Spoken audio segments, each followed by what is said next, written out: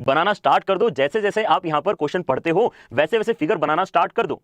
ठीक है, homework question का आंसर यहाँ पे एक रमाकांत बच्चा है जो ए बता रहा है। ठीक है, तो यहाँ पर क्या ए आंसर कुछ और है? हाँ यार बेटा, ए आंसर कुछ और है। यहाँ पर आपका आंसर शायद डी आना चाहिए। ठीक है, तो जिन बच्चों ने डी निकाला है बहुत ही बढ़िया। जो बच्चे कुछ और आंसर बता रहे हैं उन्होंने एक बार फिर से इस सॉल्यूशन को देखना चाहिए और समझना चाहिए कि यहाँ पे रोटेशन थ्योरम हम कैसे अप्लाई कर सकते हैं। ठीक है, ऑलराइट, तो हमारे पास क्या आने वाला है? हमारे पास ऐसा कुछ तो फिगर आने वाला है कि हम स्टार्ट कर रहे हैं हमारी जर्नी कहां से? ओरिजिन से स्टार्ट कर रहे हैं आई गेस। ठीक है, ओरिजिन से स्टार्ट करें, फ्रॉम ओरिजिन। कितना चलना है हमें? 3 यूनिट्स का डिस्टेंस ट्रैवल करना है towards north east. North east मतलब एक्जैक्टली क्या हो गया? 45 डिग्री वाला आपका डायरेक्शन हो गया। ठीक है, 3 यूनिट्स आप यहां से चले हो। उसके बाद आपको क्या करना है? उसके बाद आपको from there he walks a distance of 4 units towards north west. North west, ठीक है, नॉर्थ वेस्ट अगर जाना है 4 यूनिट्स के डिस्टेंस पे तो आई गेस आप ऐसे कुछ ट्रैवल करोगे। मतलब सीधे सीधे क्या हो जाएगा? ओरिजिनल डायरेक्शन के परपेंडिकुलर डायरेक्शन में आप ट्रैवल करना स्टार्ट करोगे। और इसके बाद में वो रुक गया। इसके बाद वो एक पी पॉइंट पे पहुंचा है और इस पी पॉइंट का अब आपको कोऑर्डिनेट निकाल के उसको बताना है। ठीक है, so now such questions can be done very easily अगर आपको यहां पर रोटेशन थ्योरम समझ में आ गया था तो। ठीक है, यहां पर हम क्या बोल सकते हैं कि आप एक सिंपल सा इक्वेशन लिखो। आपके पास में यहां पर ये 3 लेंथ का एरो है या आपके पास में 4 लेंथ का एरो है। क्या मैं इन दोनों एरो को रिलेट कर सकता हूं यूजिंग रोटेशन?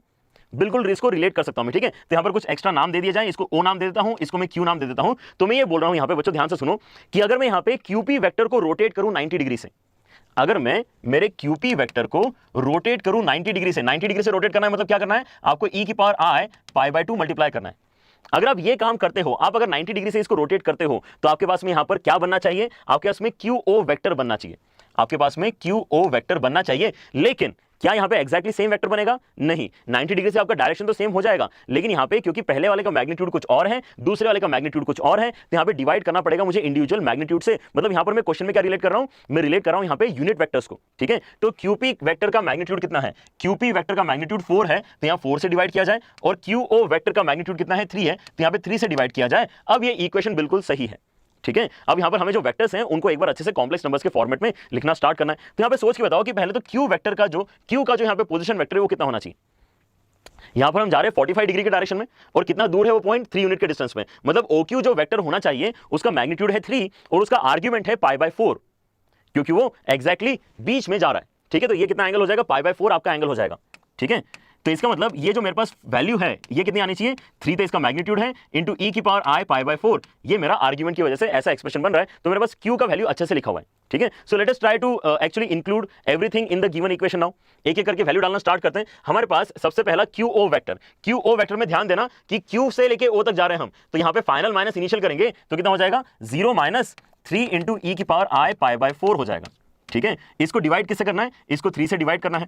और इक्वलिटी में आपके पास में कितना है? QP vector. अब P वेक्टर तो मुझे फाइंड करना है, so let us call it Z। अगर मुझे P वेक्टर फाइंड करना तो मैंने उसको Z नाम दे दिया। तो अब यहां पे Q से लेके P तक का वेक्टर अगर मैं लिखूंगा तो फाइनल माइनस इनिशियल करना पड़ेगा मुझे। तो फाइनल हो गया मेरे पास Z और माइनस करना पड़ेगा initial which is 3 into e की पावर i π/4। इसके अंदर क्या मल्टीप्लाई किया हुआ है? इसके अंदर हमने e की पावर i π/2 मल्टीप्लाई किया हुआ है। कितना? e की पावर i π/2। ऑलराइट, तो अब यहां से आपको इक्वेशन से बस Z सिंपलीफाई करके आंसर बताना है। इतना सिंपल ये क्वेश्चन है। अब एक सिंगल इक्वेशन से आपका आंसर निकल के आ रहा है। ओके, तो यहां पर अब क्या होगा? सिंपलीफिकेशन करते समय थोड़ा सा ध्यान रखते हैं कि 3 कैंसिल हो रहा है।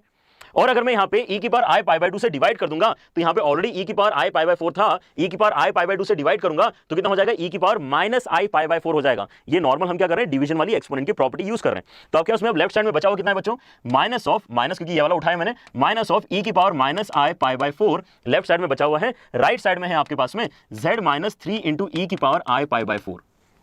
मुझे Z फाइंड करना है तो बची हुई क्वांटिटी को मैं लेफ्ट हैंड साइड लेके आ जाता हूं तो मेरे पास Z का आंसर निकल आएगा। Z का आंसर कितना निकलेगा मेरे पास? यहां पर डिवीजन बाय 4 भी था ना।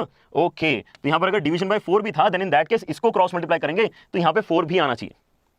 ऑलराइट, तो अगर मैं Z का एक्सप्रेशन लिखने की कोशिश कर रहा हूं तो बचेगा कितना मेरे पास? 3 इंटू e की पावर i π/4, 3 इंटू e की पावर i π/4 एंड साथ में यहां पर बचेगा minus of 4 times of e की पावर -i π/4। ठीक है, ये आपका आंसर होना चाहिए बच्चों Z का। अब यहां पर बस इतनी सी दिक्कत है कि यहां पर फाइनल ऑप्शंस जो हैं वो इस तरीके से लिखे हुए नहीं हैं। यहां पे जो सबसे बढ़िया फॉर्मेट मुझे नजर आ रहा है वो ये है कि e की पावर i π/4 कॉमन निकाल लेते हैं। अगर मैं e की पावर i π/4 कॉमन निकालूंगा अगले स्टेप में तो देखो क्या होगा? e की पावर i π/4 यहां तो है, यहां है नहीं, लेकिन हम तो कॉमन निकाल लेते हैं जबरदस्ती। तो कितना हो जाएगा? Z = e की पावर i π/4, अंदर बचेगा यहां पे 3 एंड -4 के साथ में बचेगा अब यहां पे e की पावर -i π/2 हो जाएगा। ये वाला स्टेप समझना थोड़ा सा इंपॉर्टेंट हो सकता है। अगर किसी को यहाँ पे कॉमन निकालने में दिक्कत है तो ये दिक्कत दे सकता है, ठीक है। यहाँ पे हमने अगर कॉमन निकाला है और ये एक्सप्रेशन यहाँ पर है नहीं, तो आपको क्या करना पड़ता है, ब्रैकेट के अंदर फिर डिवाइड करना पड़ता है। तो अब इस नंबर से अगर इसको डिवाइड करोगे तो कितना हो जाएगा टोटल, e की power minus I pi by 2 हो जाएगा। लेकिन e की power minus I pi by 2 का तो वैल्यू बहुत ही आसान होता है, ये वैल्यू कितना होता है, माइनस आई होता है। ये वैल्यू कितना होता है, माइनस आई होता है। क्या ये लास्ट लेक्चर में हमने ऐसा कुछ डिस्कशन किया था? तो कितना हो जाएगा, e की पावर आई पाई बाई 4 के साथ में आएगा 3 + 4i।